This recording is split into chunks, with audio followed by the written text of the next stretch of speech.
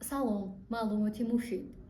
Киро аз Россия ихроҷ кардан ва воридшавиашро манъ кардан мумкин нест. пеш аз ҳама бояд дар хотир дошт, ки ҳангоми будубош дар Россия мебояд қонунгузории маҳаллиро эҳтиром кард, сари вақт сабти ном кард, ба қайд гирифт, патент гирифт ва қонунро эҳтиром кард.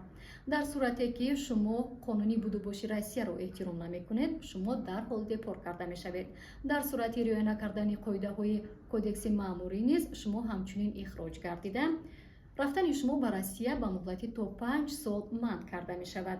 дар сурате ки мехоҳанд шуморо аз Россия барои риоя накардани кодекси маъмурӣ ихроҷ кунанд, шумо чӣ кор карда метавонед? судҳо дар Россия одатан серкоранд ва ба як қарори расмӣ меоянд. онҳо мепурсанд қонуншиканӣ ҳаст? дар сурати ҷавоби ҳа додан шумо дарҳол ихроҷ карда мешавед. аммо аз болои чунин қарорҳо шикоят бурдан мумкин аст. масалан, кадом омилҳо метавонанд боиси ихроҷ нашудани шумо аз Россия бигарданд?